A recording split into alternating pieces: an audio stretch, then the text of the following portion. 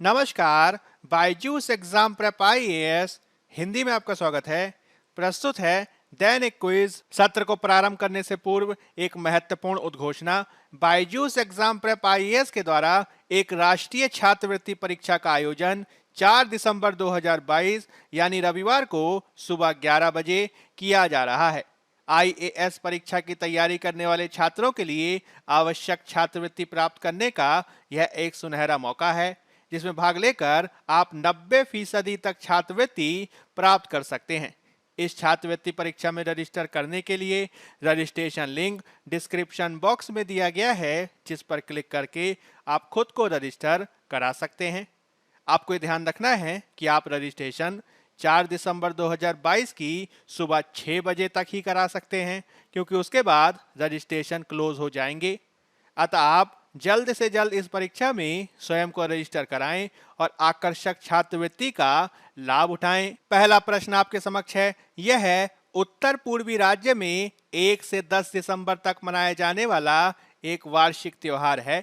यह त्योहार राज्य के सभी जातीय समूहों का प्रतिनिधित्व करता है और इसलिए इसे त्योहारों का त्योहार भी कहा जाता है। यह कथन निम्न में से किस उत्सव या त्योहार को संदर्भित करता है? आपके विकल्प हैं अरुणाचल प्रदेश के लोसर उत्सव को, सिक्किम के सागा दावा उत्सव को, असम का अम्बुवाची मेला को कि नागालैंड के हॉर्नबिल त्योहार को। आज के पत्र सूचना कार्यालय में इससे संबंधित खबर प्रकाशित हुई है। नागालैंड सरकार हर साल दिसंबर के पहले सप्ताह में अंतर जातीय संपर्क को प्रोत्साहित करने और नागालैंड की सांस्कृतिक विरासत को बढ़ावा देने के लिए हॉर्नबिल महोत्सव का आयोजन करती है। इस प्रकार का पहला आयोजन दिसंबर सन 2000 में किया गया था। इस त्योहार का नाम भारतीय हॉर्नबिल पक्षी के नाम पर रखा गया है, जो बड़े आकार का रंगीन वन पक्षी है, जो नागालैंड राज्य के अधिकांश निर्जातीय समूहों के लोकगीतों में प्रदर्शित होता है। आपको यह भी ध्यान रखना है कि नागालैंड में कई अन्य त्योहारों की तरह हॉर्नबिल महोत्सव भी कृषि से संबंधित है। इस उत्सव में नागालैंड की सभी प्रमुख जनजातियां भाग लेती हैं।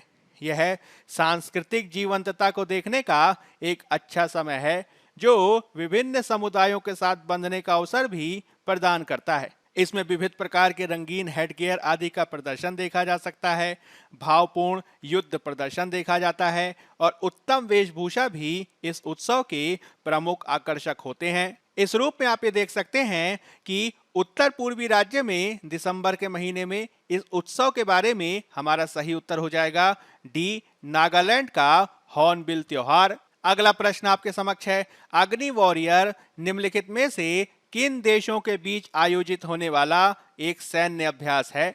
आपके विकल्प हैं भारत, बांग्लादेश और श्रीलंका के बीच, भारत और सिंगापुर के बीच, भारत, इंडोनेशिया और थाईलैंड के बीच कि भारत और फ्रांस के बीच। आज के पत्र सूचना कार्यालय में इससे संबंधित खबर प्रकाशित हुई है। हाल ही में सिंगापुर सेना और भारतीय सेना के बीच एक द्विपक्षीय अभ्यास अग्नि वॉरियर का 12वां संस्करण, जो 13 नवंबर को देवलाली, महाराष्ट्र में शुरू हुआ था, हाल ही में संपन्न हुआ। इस प्रकार के अभ्यास के अंतर्गत दोनों देशों के सैन्य बलों ने संयुक्त रूप से फायर पावर का प्रदर्शन किया और इस अभ्यास में दोनों सेनाओं की आर्टिलरी शाखा के द्वारा नई पीढ़ी के उपकरणों का प्रयोग किया गया। इस अभ्यास में संयुक्त योजना बनाने के अंतर्गत कंप्यूटर वॉर गेम में दोनों पक्षों ने भागीदारी करी और संयुक्त प्रशिक्षण चरण के तहत आला प्रकार की प्रौद्योगिकी और आर्टिलरी ऑब्जर्वेशन सिम्युलेटर का भी उपयोग किया गया। अभ्यास के अंतिम चरण के दौरान स्वदेशी रूप से निर्मित आर्टिलरी गन और होवित्जर तोपों ने भी भागीदारी की। आपको ध्यान रखना है कि इस अभ्यास ने ड्रिल्स एवं प्रक्रियाओं की आपसी समझ बढ़ाने और दोनों सेनाओं के बीच पारस्परिकता को बेहतर करने में योगदान किया है। इस रूप में आप ये देख सकते हैं कि अग्नि वॉरियर किसके बीच आयोजित किया जाता है, तो हमारा सही उत्तर हो जाएगा बी, भारत और सिंगापुर के बीच। अगला प्रश्न आपके समक्ष है। निम्नलिखित कथनों में से कौन सा कथन गलत है? केंद्रीय दत्तक ग्रहण संसाधन प्राधिकरण यानी कारा महिला एवं बाल विकास मंत्रालय का एक सांविधिक निकाय है। इसे किशोर न्याय बच्चों की देखभाल और संरक्षण अधिनियम 2015 के प्रावधानों के तहत स्थापित किया गया है। यह देश के अंदर दत्तक ग्रहण को बढ़ावा देने के लिए अधिदेशित है एवं अंतरराज्यीय दत्तक ग्रहण के संदर्भ में बच्चों के संरक्षण और सहयोग पर हेग सम्मेलन के अनुसार अंतरराज्यीय दत्तक ग्रहण की सुविधा प्रदान करता है। आपको ये बताना है कि इनमें से कौन सा कथन गलत है। आपके विकल्प हैं केवल 1, केवल 2, केवल 3 कि इनमें से कोई भी नहीं। कारा के संदर्भ में ये सूचना आज के पत्र सूचना कार्यालय में प्रकाशित हुई है।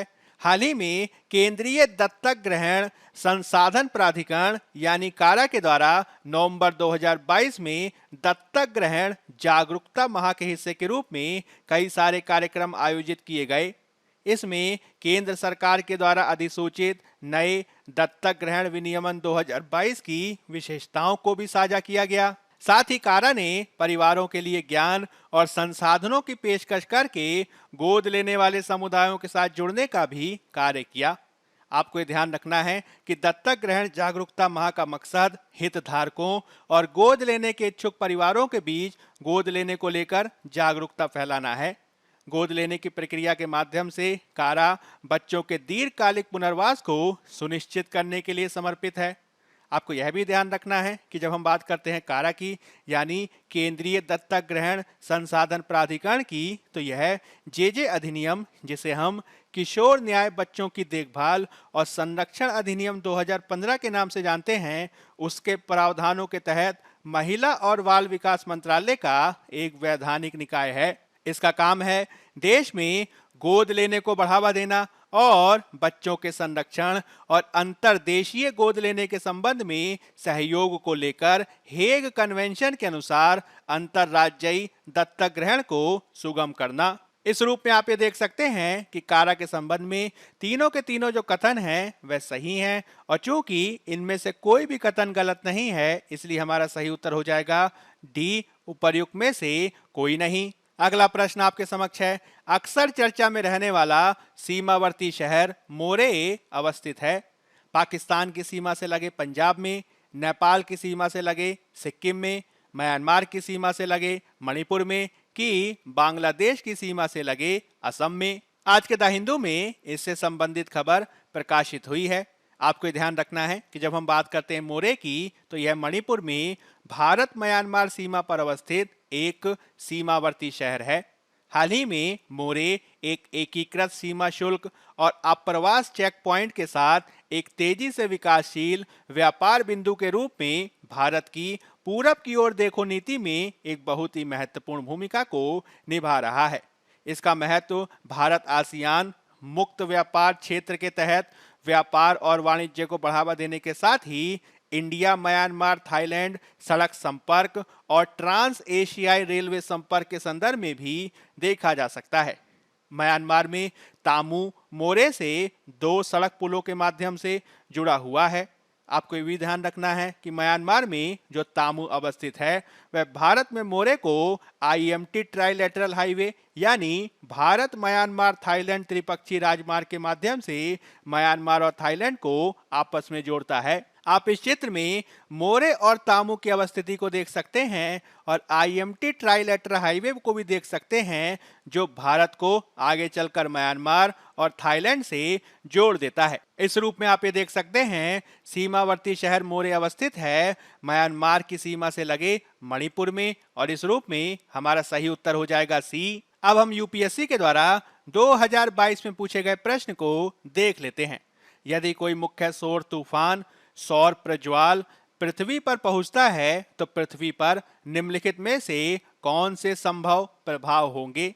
GPS और दिक् संचालन नेविगेशन प्रणालियां विफल हो सकती हैं, विषुवतीय क्षेत्रों में सुनामियां आ सकती हैं, बिजली ग्रिड क्षतिग्रस्त हो सकते हैं, पृथ्वी के अधिकांश हिस्से पर तीव्र ध्रुवीय ज्योतियां घटित हो सकती हैं, ग्रह के अधिकांश हिस्से पर दावाग्नियां घटित हो सकती हैं, उपग्रहों की कक्षाएं विक्षुब्ध हो सकती हैं कि ध्रुवीय क्षेत्र के ऊपर से उड़ते हुए वायुयान का लघु तरंग रेडियो संचार बाधित हो सकता है। आपको नीचे दिए गए कूट का प्रयोग करके सही उत्तर का चयन करना है।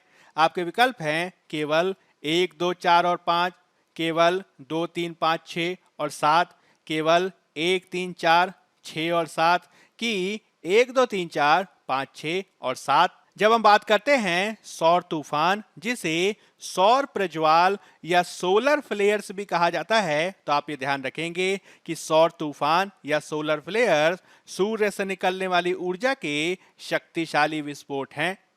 इन तूफानों को अक्सर रात के आकाश में सुंदर अरोरा यानी ध्रुवीय ज्योतियों के रूप में देखा जा सकता है, लेकिन वे पृथ्वी के पावर ग्रिड और नेविगेशन सिस्टम में बड़ी गड़बड़ी कर सकते हैं। एक तीव्र चुंबकीय तूफान को ट्रिगर करके ये सोलर फ्लेयर्स रेडियो तरंगों, दूरसंचार नेटवर्क, बिजली प्रणालियों को भी बाधित कर सकते हैं। इसके अलावा वैज्ञानिकों का यह मानना है कि सोलर फ्लेयर से उपग्रहों की कक्षाओं में गड़बड़ी हो सकती है और ध्रुवीय क्षेत्रों के भीतर उड़ान भरने वाले विमानों का शॉर्ट वेव रेडियो संचार भी बाधित हो सकता है।